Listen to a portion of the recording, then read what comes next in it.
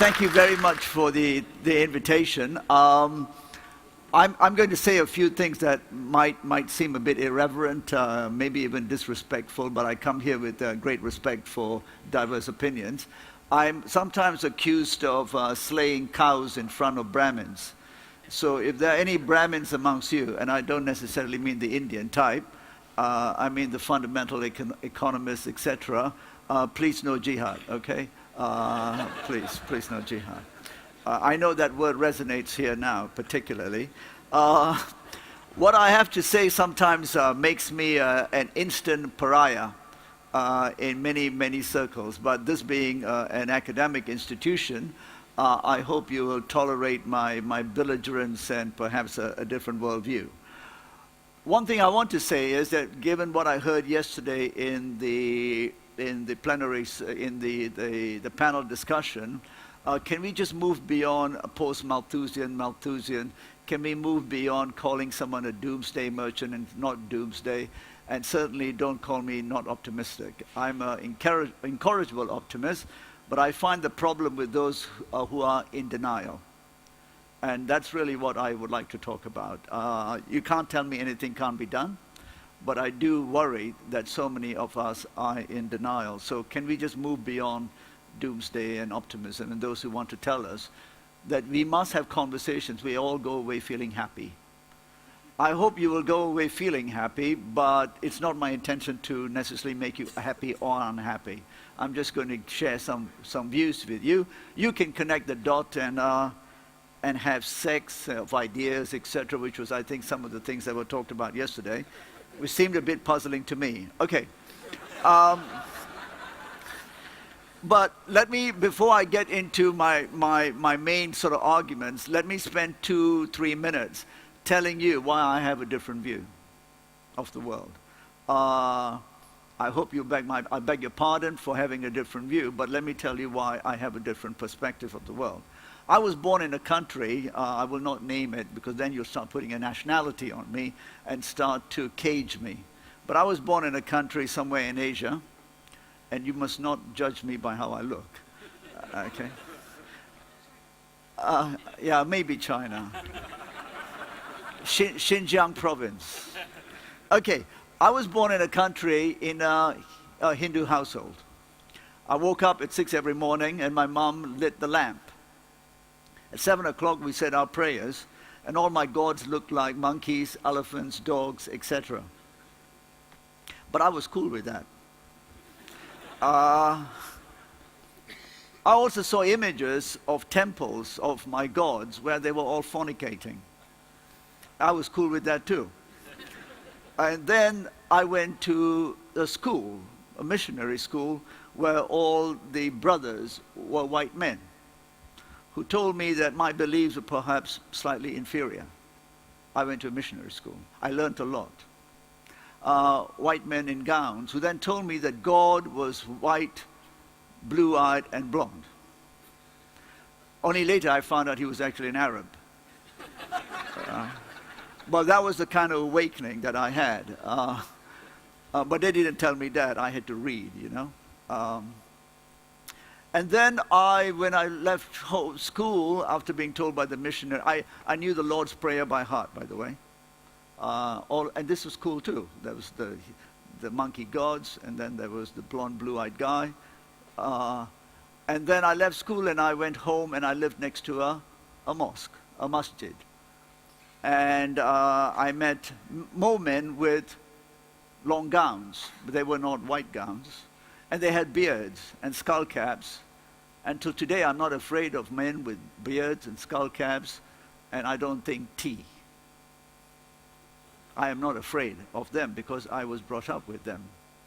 And they gave me sweets. Until today, the sound of the prayer from a masjid is the best sound to my ears, though I was brought up in a Hindu household. And then in the evenings, I would go to the Chinese shop next door and eat with chopsticks from the age of 3. So I was brought up with a different perspective of the world. I was brought up in a world where I was told John Wayne was going to save us. I didn't know that he was actually John McCain. I was told that the commies were going to take over, and we poor people needed John Wayne and John McCain to come and help us. And then I heard a black guy say, I ain't got no fight with a yellow man. Who was he? Muhammad Ali. And he said, I have no fight. I said, what?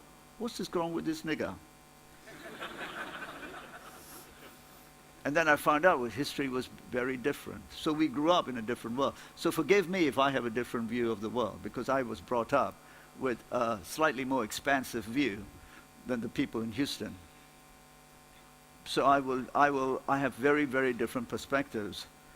When I tell my American friends, and this is when I get run out of Houston, that in my worldview, the single greatest act of terror over the last 50, 60 years was not 9/11, was the bombing of Hiroshima and Nagasaki.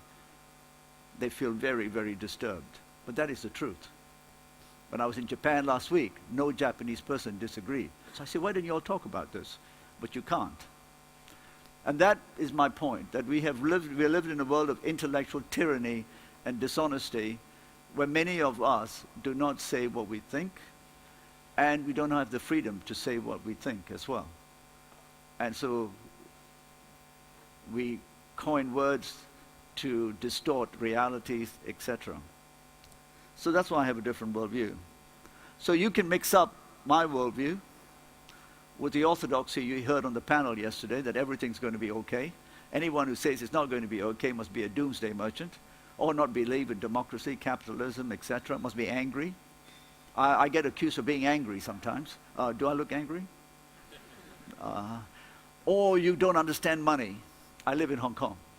If you don't understand money, you are run out of town. So I do understand money. I even like money. But that is not the point. But I am not an economist, and that's not an apology.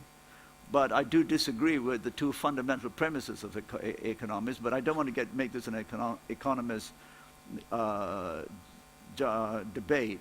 But what I'm always surprised at, because I have a rather simple mind, is that, and I have many economics friends, you know, they work for the economists, the FT, etc., is how many times economists always revert back to Adam Smith. Do you know that? It's always Adam Smith said that. Last time I heard, Adam Smith's been dead for more than 200 years. He lived at the center of an empire, which was oppressing and suppressing millions of people, underpriced everything, and he'd never been outside. As far as I know, got on a boat and went to India or China. He didn't envisage what was going to happen. He didn't know there would be hedge funds. He lived before the time of the automotive industry, etc. So I think we should not hark back just to the past and have dictates based on where we are going in the future. So I have spent about 20, 25 years sort of broadly in the area of environment.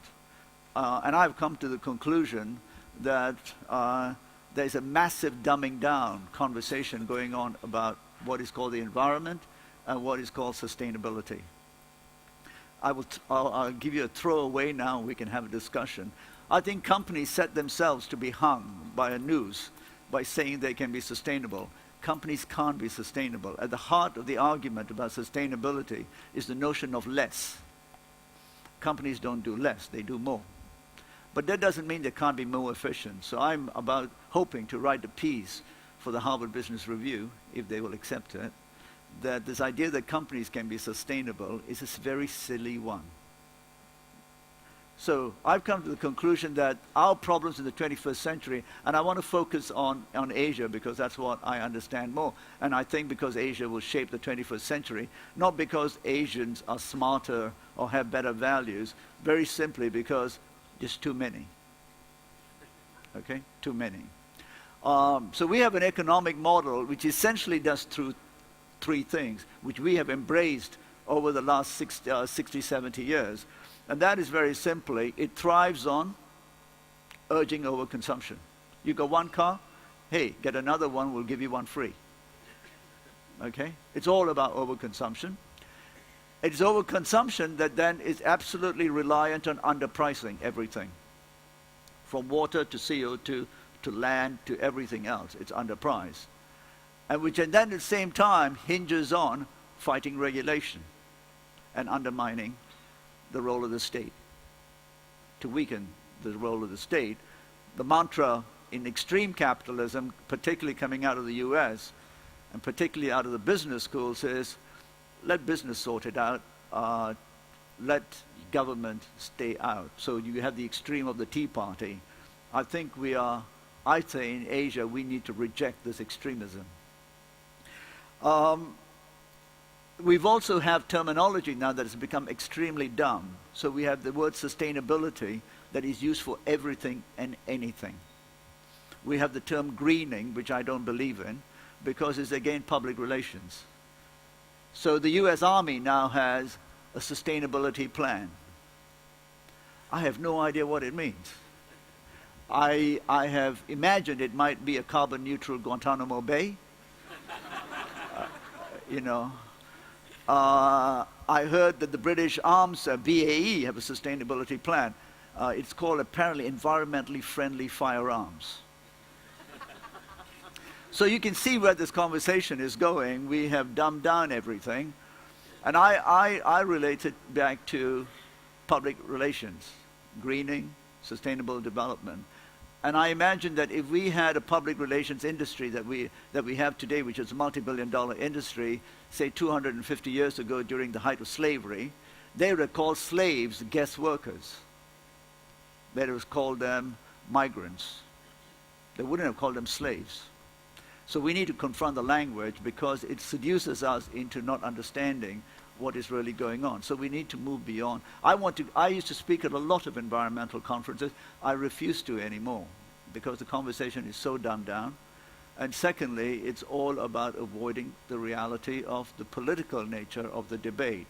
I want to go to conferences that talk about limiting, restricting, restraining, because that ultimately is the challenge.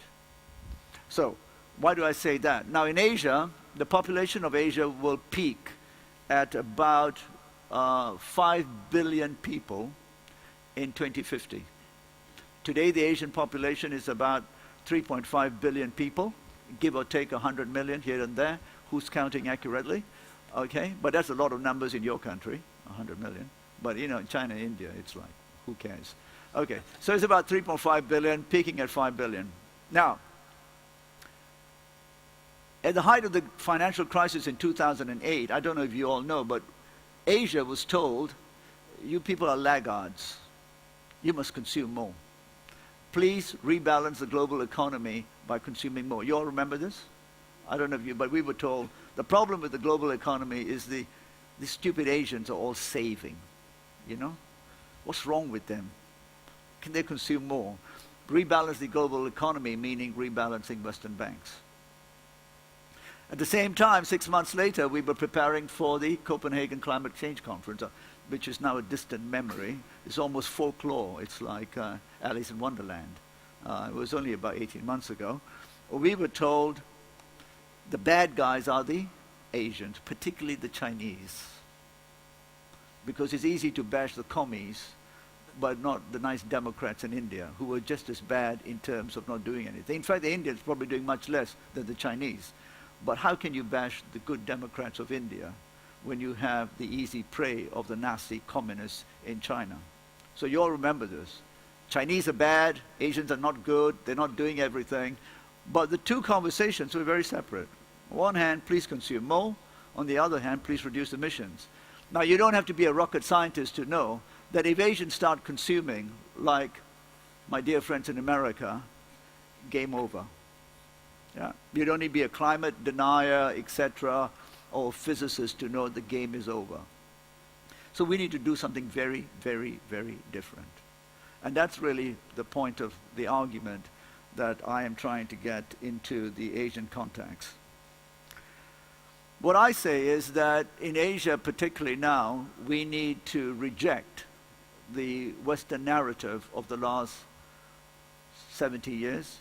But I've started to extend that in the light of the financial crisis and the debt issues now, and saying, when I'm in Europe and the US, people say the part of the financial crisis and problems at the moment is perhaps 30 years of over-leveraging. But I say you might want to take 30 and multiply it by 10. 300 years of over-leveraging of what is essentially exploitative growth. Exploitative that started with the first underpricing of resources to create profit, which was slavery. So we went from slaves then to colonies, and lots of wealth was created through exploitation of resources in colonies. At this point, most of you are thinking, please get him out of the church. Some of you might be thinking, this is an angry guy ranting about colonialism. I'm not, actually. We are where we are. Some of you might think, I'm a socialist, etc. No, I'm not. We move from that, and then we refined the model and called it globalization. The only people who always thought that globalization was absolutely the good were the people who benefited the most from it. And the best of those people went to the business schools, etc., that became the same old people who said so, that this is the only option. I'm not against globalization. The best minds in Asia then went on and listened to the same old mantra without questioning it and said, this is the only way forward too. And they said, we don't want you in charge, we want to be in charge, and we want to do this, we want to refine this model. Then we had the globalization of finance, which is essentially, if you take away everything else, was how to live beyond your means, how to ATM your home, leverage. So at this point in time in history in Asia, I think we have to make some very difficult decisions.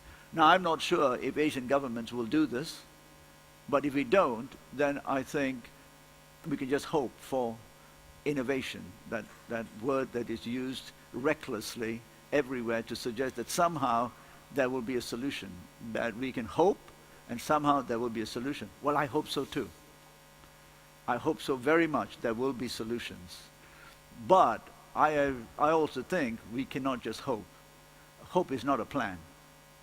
We ought to have a plan.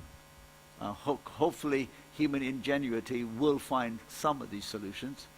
But the evidence to date is that we have not found the solutions to some of the most pressing problems of our times, which is essentially one of resource constraints. That doesn't mean we are running out of everything, but it's how we access them, how we price them, etc., and how we would manage them within the time frame of the next 40 years in particular, which will be crunch time as the world's population expands.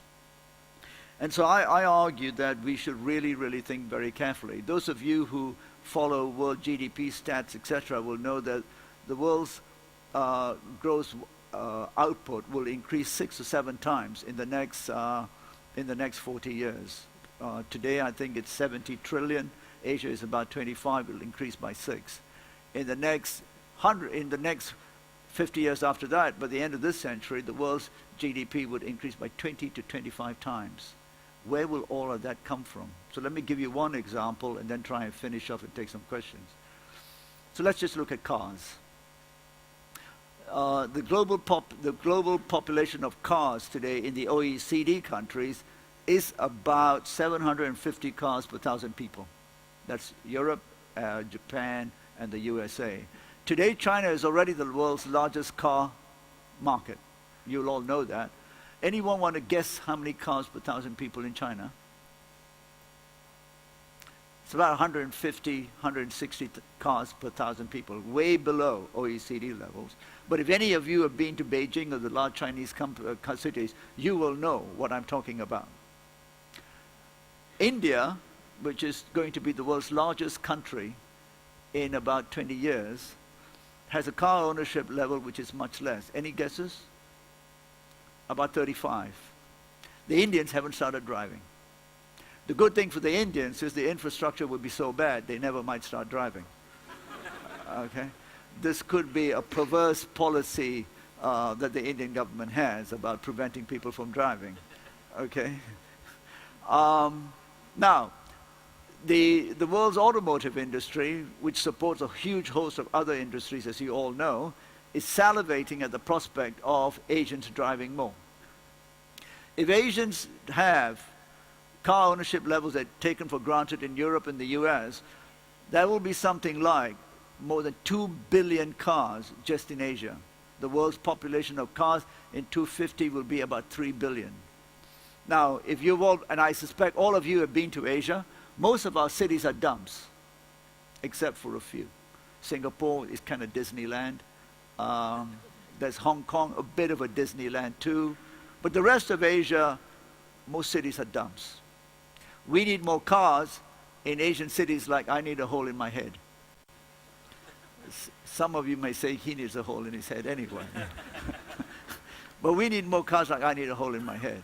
We don't need more cars. I will not mention the name of the company, but 3 months ago in Germany, I was speaking to the management board of one of the world's largest supplier of automotive parts to the car industry. I posed the same question to them. Did they agree? Absolutely. What can they do about it? Well, you can't ask Pizza Hut to sell less pizzas. Very difficult.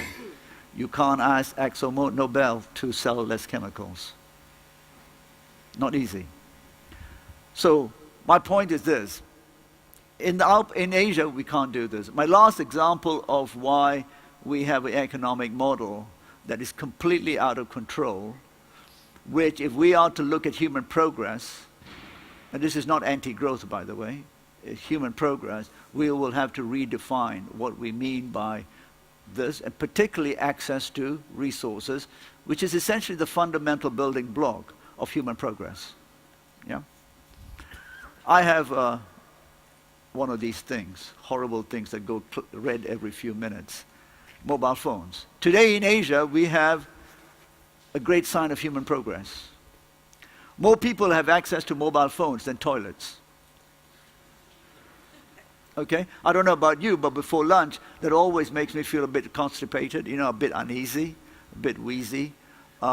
We have more mobile phones. I work across the region in very remote parts. I see people with mobile phones. No toilets, no access to safe water, no education. They got a mobile phone. And on the mobile phone, they've got a picture of Paris Hilton with no clothes on. It's called progress. My point is, how did we underprice this thing that the toilets become a luxury item? I'd like the economists to explain. In fact, really, I'd like government regulators to explain. How did we, because this thing is very expensive to make, as you know. This thing is hydrocarbons, lots of energy, rare earths, metals, etc. If today I want one of these in Hong Kong, I go to a Mr. Lee, I sign for a 2-year contract, I get this for free. And 3 months later, they send me a text message saying, do you want to upgrade? It's all for free. Externalized cost, made in China. Same with your Apple, and peace to Steve Jobs, but same with Apple. The Apple computer, how much is the Apple computer here? A laptop, an iPad. 500, I only know. Okay, 800 euro? I would suggest that you do the true cost. It would be about 10,000. Similarly with the burger, etc. We have externalized, we have laundered our pollution through externalities, and that's the economic model. So I argue that if in Asia we are to have societies in 2050 which are equitable and which are fairer, where the vast majority are not disenfranchised, the governments in that part of the world will need to take a very, very different tack to what human progress is. And what do I mean by that? Today, about 3.5 billion people, the consuming classes in Asia, which is going to be the savior, apparently, for the global economy. The EIU, you all know the EIU? The Economist Intelligence Unit. The I stands for intelligence. Put out a report 3 weeks ago saying that Asia's consumers are going to save the global economy. And at the end, there was a little line saying, yeah, there might be a bit of, resource issues, a few cars, etc., but we sort that problem out. They would never be able to write a report like that saying, let's re-kick the European economy or the UK economy or the American economy by bringing back all the cheap factories, the steel mills, and underpaid labor back to our countries. Because that would be the logical way to create jobs. So outsourcing it, laundering it, and then expecting the Asian consumer to bear the brunt of this is the economic model. And I argue that the Asian governments, and I believe many of them are aware of this, I speak a lot across the region, are very acutely aware they are in a bind. What do? They have to reject this, but what is the option? So I don't claim to have all the answers, because that would be too easy. So what I have tried to suggest is that we have to have a new narrative, a narrative that is different. A narrative that firstly rejects consumption-led orthodoxy, a narrative that understands that poverty alleviation cannot be addressed by the consumption-led model because it will just create greater disparities. 3.5 billion people in Asia today, only 500 million of them are the consuming classes. And that consuming classes, if you've been to Asia, have already started to strip the continent of many of its resources, right? We have to do something different. Mainly why? Because the legitimacy of the governments will depend on how the 3 billion needs are taken care of. Now, what are those basic needs? And so redefining what we mean by progress will be that the majority of people in Asia do not have access to safe food and secure supplies. So number one priority. Chinese government now has made this a number one priority. Second, water and sanitation. I make a cheap joke about phones and toilets, but the vast majority of people don't have access. And when they do have access in cities, the wastewater then is discharged into the natural environment at huge costs. So that's going to be number two. Third is clearly going to be the issue of housing. We should consume low-cost housing. Today, 1 in 6 people on the planet live in essentially slums. By 2050, that will be 1 in 3. Imagine that. Anyone been to Mumbai? Okay, so you all know what I'm talking about. That problem isn't going to be fixed soon. Right? And it's certainly not going to be fixed by free markets, technology, and finance only. They are going to be important parts of it, but they're going to be fixed by my main point, which is the need for a strong state, a very strong state. So I mentioned food, safe and secure. Most of our food today, as you will all know, is extracted from hydrocarbons, fertilizers, phosphorus, and chemicals. Then I mentioned water and sanitation, housing. Then the next issue will be low-cost public health. Just in China, I'll give you an example. There are 250 million people by 2025 who will be over 60 years old. 250 million people. 90% of these people will have no insurance, no pensions. 30 million of these people will be over 80. How big is this country's population? To just imagine the scale. And the last thing is, of course, special needs education. The largest population of undernourished, poor, and uneducated, not in Africa, they're in Asia. Okay? So let me finish by saying that I am arguing that the future of this part of the world will depend, in Asia, will depend on a strong state. Now, when I talk about the strong state, typically when I'm in the US, they think I'm undercover Taliban. I might belong to some kind of minority group, card-carrying member of the Chinese Communist Party. You know, I'm misguided. I don't understand freedoms. Actually, I understand. My point is, for the majority to be free and have the right to live, we will have to do something very different. Very, very different. It'll be radical. It'll be like the abolition of slavery. We'll have to think very differently. And the strong state doesn't necessarily mean it has to be opposed to democratic principles either. Strong state doesn't necessarily need to be big. But we will need very strong states. My view is that today, if I look at the US, it's a very weak state. It can't even decide how to price gasoline. When I speak in Europe, many Europeans say to me, particularly we talk about climate, how do we move forward? Can democratic states make long-term decisions? Well, you can decide. But I do know that the Chinese government can make 30, 40-year decisions over long. There is a trade-off. I am not suggesting, please don't get me wrong, that the Chinese system is the best. Yeah? But I do know one thing, and then I'll stop, that today I would rather be a poor Chinese than a poor Indian.